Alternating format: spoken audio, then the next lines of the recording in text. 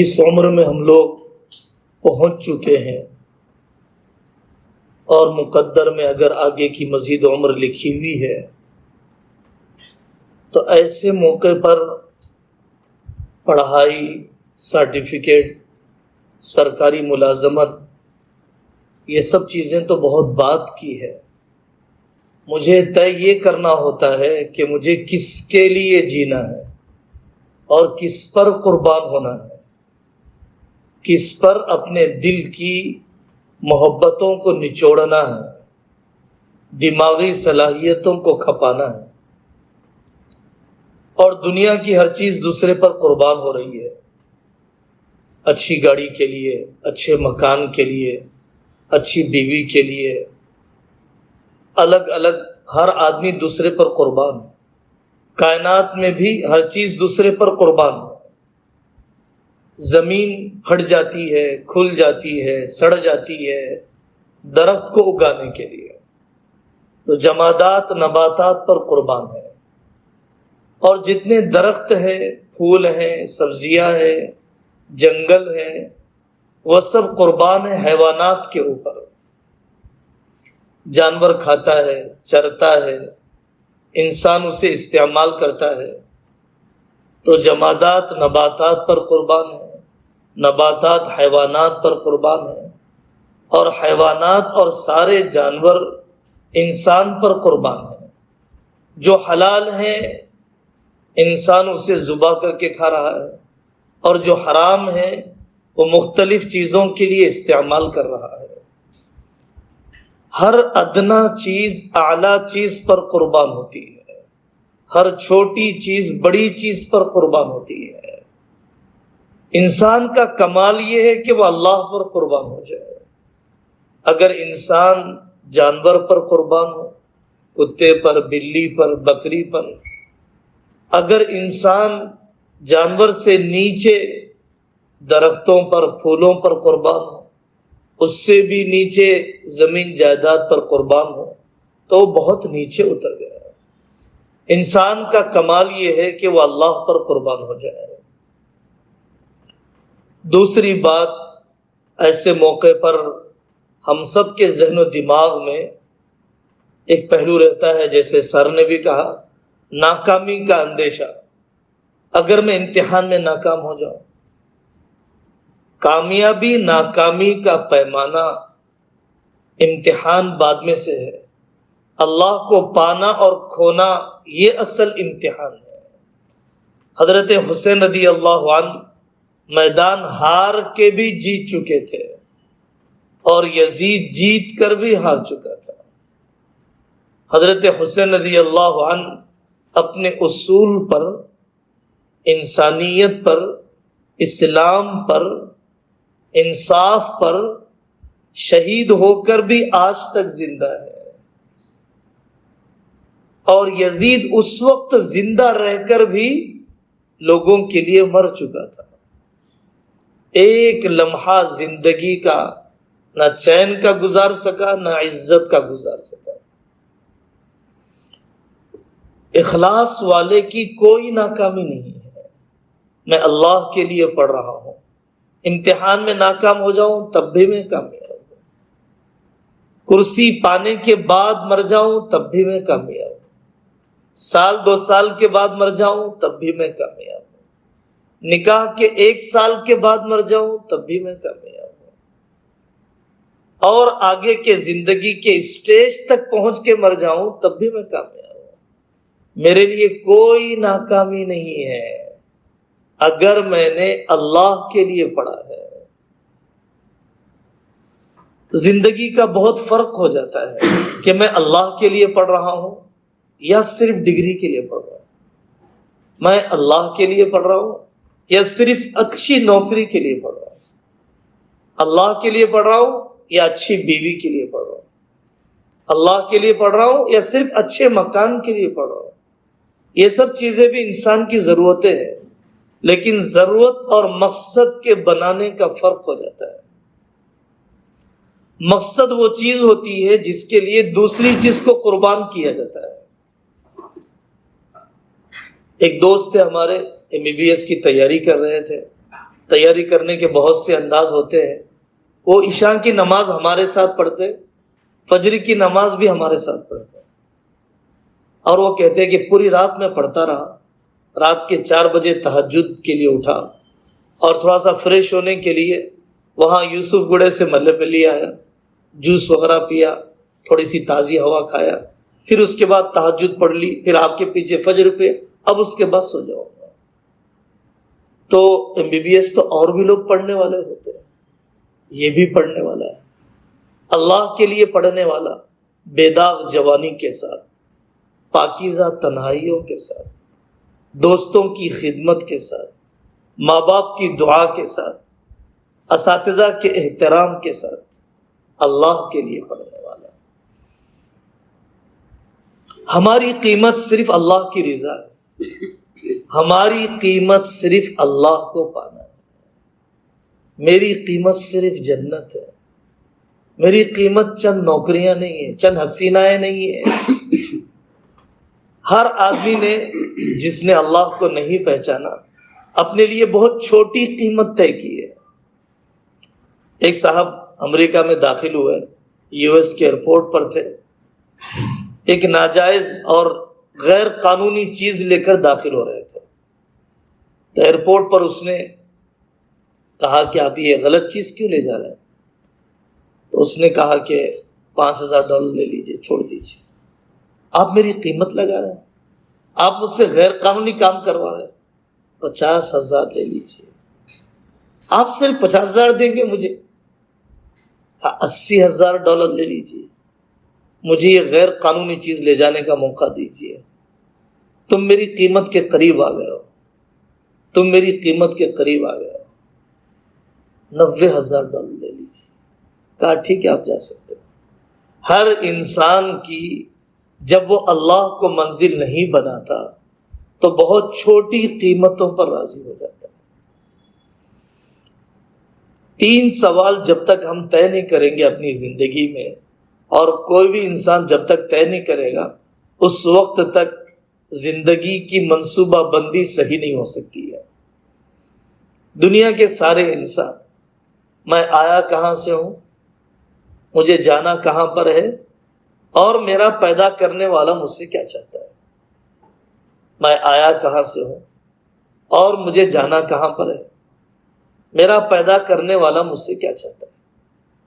ان 3 سوالوں کو حل کیے بغیر زندگی کی کوئی صحیح پلاننگ اور صحیح منصوبہ بندی نہیں ہو سکتی ہے, اور اس کا جواب انسان کی عقل نہیں دے سکتی ہے. جہاں پر عقل ختم ہو جاتی ہے وہاں سے نبیوں کا علم شروع ہوتا ہے. جہاں پر انسانوں کی عقل ختم ہو جاتی ہے وہاں سے قرآن کا علم شروع ہوتا ہے, وہاں سے حدیث کا علم شروع ہوتا ہے. انسانوں نے اپنی عقل سے ان 3 سوالوں کو کبھی حل نہیں کیا ہے, کبھی حل نہیں کیا ہے. جتنے سائنسدانوں کی زندگی ہے, آپ پوری زندگیاں پڑھنے کے بعد آپ دیکھیں گے وہ کفر پر مر رہا ہے, وہ شرک پر مر رہا ہے. چاند تک پہنچ گیا, اللہ تک نہیں پہنچ سکا, ایک پیدا کرنے والے کو نہیں پا سکا. اس جواب پر مر گیا. ریسرچ کا نتیجہ یہ تھا کوئی ہے, کوئی ہے, وہ کیسا ہے, وہ کیا چاہتا ہے. اتنی موٹی حقیقت, اتنی بڑی نعمت اسے نہیں ملی ہے جو میری ماں نے مجھے پہلے دن گود میں بتا دیا کہ بیٹا ہمارے پیدا کرنے والے اللہ ہے. یہ 3 سوالوں کے بعد منصوبہ بندی صحیح ہوتی ہے. ورنہ اگر آدمی اپنی عقل سے چلتا رہے تو 10ویں نہیں پڑھا تھا بیٹا 10th میں نکل جائے ہم کامیاب. تھوڑے دن گزر گئے 12ویں نکل جائے تو کامیاب. اور تھوڑے دن گزر گئے شہر کے اندر اچھے کالج میں انجینئرنگ کی سیٹ مل جائے, MBBS کی سیٹ مل جائے ہم کامیاب. پاس ہو جائے تو کامیاب, اچھی جاب مل جائے تو کامیاب, اچھی بیوی مل جائے تو کامیاب, ذاتی مکان بن جائے تو کامیاب, پھر اولاد ہو جائے تو کامیاب, اولاد صحت مند ہو جائے, اولاد کی پھر پڑھائیاں ہو جائے، اولاد کے مکانات ہو جائے، صحت مند بڑھاپا مل جائے تو کامیاب۔ جب موت کا فرشتہ آیا تو جب پتا چلا کہ کلمے والی موت مل جائے تو کامیاب۔ یہ جو کچی سمجھ کے سوچے ہوئے جو جذبے ہیں وہ ختم ہو جاتے ہیں جب اصل حقیقت سامنے آتی ہے۔ اصل سرٹیفکیٹ نہیں ہے، اصل اسکلز ہے۔ دنیا میں ایک بڑا طبقہ کاغذ اور سند اور سرٹیفکیٹ کو لے کر مطمئن ہے۔ سرٹیفکیٹ مل گیا، ریسرچ کا سفر ختم، میں ڈاکٹر بن گیا، اب مطالعے کی کوئی عادت نہیں، اسٹڈی کی کوئی عادت نہیں، ریسرچ کا کوئی مزاج نہیں، کیونکہ میرا ٹارگٹ صرف ریسرچ نہیں تھا، سرٹیفکیٹ تھی، سند تھا، صلاحیت نہیں تھی۔ حقیقی طالب علم وہی ہوتا ہے جو موت تک طالب علم ہوتا ہے۔ جنہوں نے بڑے بڑے کام کیے ہیں انہوں نے پوری زندگی اپنے آپ کو طالب علم ہی سمجھا ہے، اسٹوڈنٹ ہی سمجھا ہے۔ جاپان میں ایک جگہ پر واقعہ پیش آیا، ایک مچھلی کی دکان میں لوگ ہمیشہ شکایت کرتے تھے کہ آپ لوگ تازی مچھلی نہیں کھلاتے ہیں۔ سمندر میں مچھلی شکار کی گئی، سمندر کے کنارے تک لائی گئی، کئی دن گزر جاتے تھے تو اس کے اندر وہ تازگی باقی نہیں رہتی تھی جو ان کے گراہک چاہتے تھے۔ تو دکان والوں نے مشورہ کیا، ایسا کریں گے کہ زندہ مچھلی آ جائے، اس کو فریج میں نہ رکھا جائے، برف نہ بنایا جائے، اس لیے پانی کے جہاز میں پانی کے حوض بنا دیے گئے۔ شکار کرنے کے بعد مچھلی کو اس حوض میں ڈالا اور پھر کنارے پہ لایا۔ تب بھی لوگوں نے شکایت کی کہ آپ ہمیں تازہ مچھلی نہیں کھلا رہے۔ اس کی وجہ یہ تھی کہ جو سمندر کا پانی ہے وہ الگ تھا اور جو حوض میں بھرا گیا وہ پانی الگ تھا۔ تو ان لوگوں نے اپنا طریقہ بدلا کہ ہم سمندر کا پانی ہی اس حوض میں ڈالیں گے۔ پھر اس کے باوجود بھی شکایت رہی گاہکوں کی کہ آپ ہمیں تازہ مچھلی نہیں کھلا رہے ہیں۔ دکان والے بہت پریشان ہوئے۔ ان لوگوں نے آخری تدبیر یہ سوچی کہ اصل سمندر کی مچھلی کو نکال کر سمندر کے پانی والے حوض میں ڈالنے کے باوجود اس کے خون کی گرمی باقی نہیں رہی، خون کی تیزی باقی نہیں رہی، تو شارک مچھلی کو ڈالا گیا تاکہ مقابلے کا میدان اور جان کے بچانے کا غم مچھلی کو ہمیشہ سوار رہے۔ ویسی مچھلی جب بازار میں بیچی گئی تب لوگوں نے کہا کہ ہمیں یہ تازہ محسوس ہو رہی ہے۔ تو جب تک آدمی کے لیے کوئی محرک نہیں ہوتا ہے، پیچھے سے دھکا دینے والی چیز نہیں ہوتی ہے، کوئی بہت بڑا مشن سامنے نہیں ہوتا ہے، اس وقت تک اس کی فکر کی گرمی باقی نہیں رہتی ہے، اس کے درد کی تازگی باقی نہیں رہتی ہے۔ ہمیں اسلام کا خادم بننا ہے، ہمیں قوم کا خادم بننا ہے، لیکن ذہنی غلام جب آدمی بن جاتا ہے تو کوئی کام کر نہیں پاتا ہے۔ ذہنی غلام، اس نے کیپٹلزم کو پڑھا، کمیونزم کو پڑھا، کیپٹلزم کمیونزم دونوں کی ناکامی کو دیکھ لیا، کمیونزم کبھی کے ناکام ہو گیا، کیپٹلزم آج ناکام ہو چکا ہے۔ ان دو سسٹم کو پڑھا لیکن اسلام کے اکنامک سسٹم کو نہیں پڑھا۔ اس نے صرف ڈیموکریسی کو پڑھا، کنگڈم کو پڑھا، اسلام کے پولیٹکس سسٹم کو نہیں پڑھا۔ اس نے لگی بندھی کتابوں کے اندر پڑھائی جانے والی ہسٹری کو تو پڑھا لیکن فیلنگز اور عصبیات سے پاک اپنی تاریخ کو نہیں پڑھا، اپنے بڑوں کی ہسٹری کو نہیں پڑھا۔ تو یہ ذہنی غلام ایسا ہی ہے جیسے کہ ایک مینڈک کو سمجھا دیا جائے یہ کنواں ہی سب کچھ ہے، اس کنویں کے باہر کوئی دنیا نہیں ہے۔ سمجھا دیا جائے ایک ہاتھی کے پیر بچپن میں باندھ دیے گئے، وہ 3 پیروں سے چلا کرتا تھا، جب صحت مند ہو گیا، بڑا ہو گیا، تب بھی وہ چوتھا پیر زمین پر نہیں رکھتا تھا۔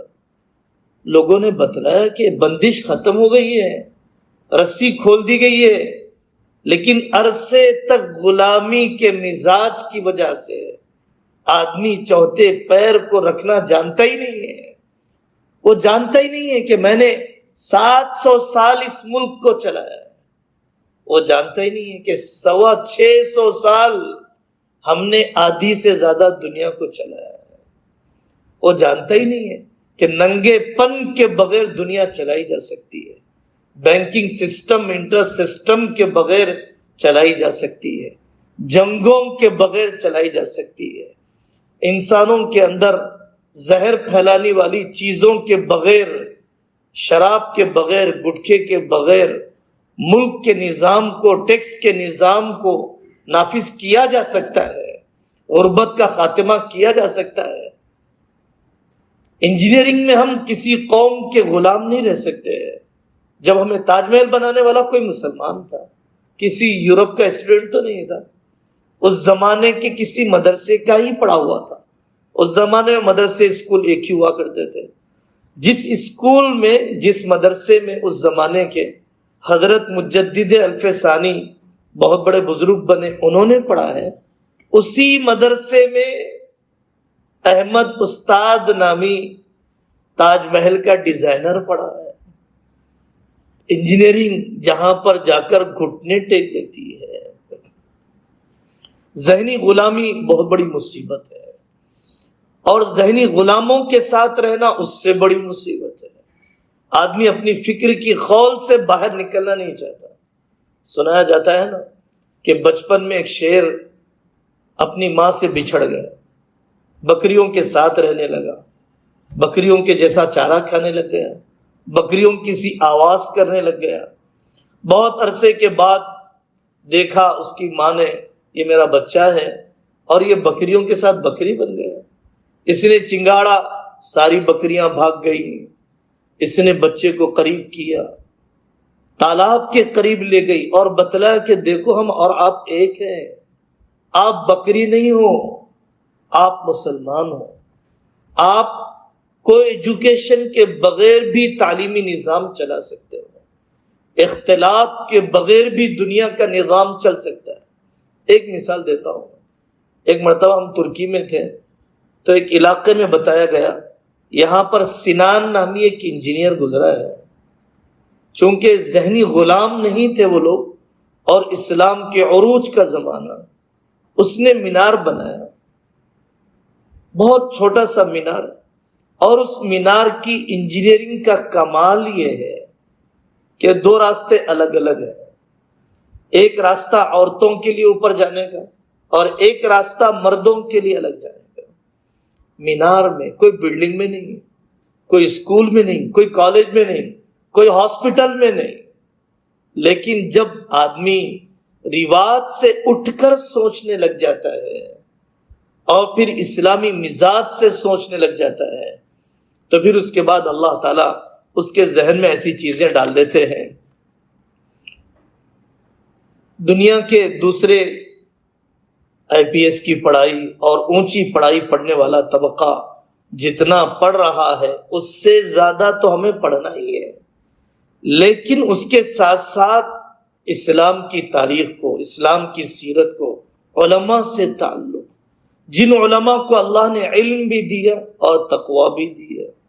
یوٹیوب پر جن کو میں نے دیکھ لیا، یوٹیوب پر جن کو میں نے سن لیا، جن سے میں متاثر ہو گیا، نہیں، جن کی صحبت میں نے پائی، جن کے اندر میں نے علم کی گہرائی کو بھی دیکھا اور میں نے ان کے تقوی کو بھی آزمایا، اللہ کے خوف کو بھی آزمایا. چونکہ اس میدان میں صرف سرٹیفکیٹ کافی نہیں ہے. صحیح رخ پر گائیڈ نہیں کیا جا سکتا ہے جب تک کہ تقوی اس عالم دین کے پاس نہ ہو. اور جب تک میں اس کی صحبت میں نہ رہوں، قریب نہ رہوں، اس وقت تک میں فیصلہ نہیں کر سکتا ہوں کہ یہ اپنی رائے دینے میں کسی پرسنل بینیفٹ اور کسی اپنے ذاتی مقصد کے تحت تو کام نہیں کر رہا ہے. اللہ تعالیٰ اس دین کے محافظ ہیں، اللہ ہی اس دین کی حفاظت کرنے والے ہیں. کوئی ایسا سبجیکٹ نہیں ہے، کوئی ایسا میدان نہیں ہے کہ جس سبجیکٹ پر، جس میدان میں علماء کی بڑی بڑی تنظیمیں، اہل حق بڑے بڑے آرگنائزیشنز دنیا میں ریسرچ کا کام نہ کر رہے ہوں، اس موضوع پر نہ لکھ رہے ہوں، میرے اپنے مطالعے کی کمی، میرے اپنے ملاقات کی کمی کی وجہ سے میں ان لوگوں کی کتابوں تک، ان لوگوں کے ریسرچ تک میں نہیں پہنچ سکا ہوں۔ آخری بات، جب تک ہم اپنی معاملات کی زندگی، کمائی کی زندگی اور اپنی گھریلو زندگی کو دین کا مشن بنانے پر نہیں آئیں گے اور اپنے مشن کا حصہ نہیں بنائیں گے، اس وقت تک ہم اپنی منزل کو نہیں پا سکتے۔ میری والدہ نے صرف یہ سوچا ہے کہ میرے بیٹے کو اونچی پڑھائی پڑھانا ہے کیونکہ بڑی تنخواہ یہ لائے گا۔ میرے والد نے یہ سوچا ہے کہ میرے بیٹے کو میڈیا میں اور مختلف قسم کے ایوارڈز میں یہ دیکھنا چاہتا ہوں۔ اگر میں نے اپنا ذہن تو بنایا لیکن اپنے خاندان، اپنی بیوی، اپنے بچے، اپنے ماں باپ کو اس دینی مشن کا حصہ نہیں بنایا تو یہ ایسا ہی ہے جیسے کہ گاڑی کے 4 پہیے 4 طرف جا رہے ہیں۔ اگر میں نے یہ سب تو پڑھا لیکن اپنے آپ کو گناہوں سے نہیں بچایا، معلومات آ جاتی ہے، علم کا نور نہیں آتا ہے، گناہوں کے ساتھ انفارمیشنز تو آ جاتے ہیں لیکن علم کی حقیقت نہیں آتی ہے۔ علم کی حقیقت یہ ہے کہ اللہ کا خوف آ جائے۔ ایک شخص نے آ کر حضرت حسن بصری سے کہا، حضرت آپ بہت ڈراتے ہیں اور یہ کہتے ہیں کہ نماز چھوڑنے سے یہ ہو جائے گا، فلانا گناہ کرنے سے یہ ہو جائے گا، فلانا حرام کھانے سے یہ ہو جائے گا۔ میں نے سب کر لیا، ایسا کچھ نہیں ہوا، میرا جسم آپ سے اچھا صحت مند ہے، میں آپ سے اچھا شاید کھا لیتا ہوں، آپ سے اچھا پہن لیتا ہوں، کچھ نہیں ہوا میرے ساتھ، آپ نے جتنے عذابوں سے مجھے ڈرایا۔ حضرت حسن بصری رحمت اللہ علیہ کے اس وقت کا جواب اصل سنانا ہے۔ حضرت حسن بصری نے اس کو سمجھایا، بیٹا کیا تمہیں قرآن کی طرف بڑھنے کی توفیق ملتی ہے؟ دنیا کے ہزاروں میسیجز پڑھتا ہوں، قرآن کی طرف ہاتھ نہیں اٹھتے ہیں۔ اچھا کبھی تنہائی میں لذت والے سجدے کی توفیق ہوتی ہے، کچھ دیر اللہ کا نام لینے کی توفیق ہوتی ہے، کبھی اللہ کے گھر کی طرف قدم اٹھانے کی توفیق ہوتی ہے؟ اس نے کہا نہیں ہے بیٹا، یہ زمین میں دھسا دیے جانے سے بڑا عذاب ہے، یہ پتھر کے برسائے جانے سے بڑا عذاب ہے، یہ روٹی کے چھین لیے جانے سے بڑا عذاب ہے کہ اللہ اپنے بندے کو اپنے سے دور کر دے۔ کیونکہ جب آپ کسی سے دشمنی ہوتی ہے تو کہتے میرے نام پہ مت آنا، اور کہتے میرے گھر پہ مت آنا، آج سے میرا تم سے کوئی تعلق نہیں، میرے گھر پہ مت آنا، میرا نام مت لینا۔ کہ ایسا تو نہیں ہے کہ میرا اللہ مجھ سے ناراض ہو گیا ہو، اور زبان حال سے ہم سے یہی کہا جا رہا ہو۔ اللہ تبارک و تعالی آپ حضرات کو بھرپور کامیابی عطا فرمائے، ذہن و دماغ کے دروازوں کو اللہ تعالی روشن فرما دے، آپ کے وقت میں خوب برکتیں عطا فرمائے، آپ کے والدین کی عمر میں برکت عطا فرمائے، ہمارے تقوی والے رشتے ہم سب کے لیے مقدر فرمائے۔ وآخر دعوانا ان الحمد للہ۔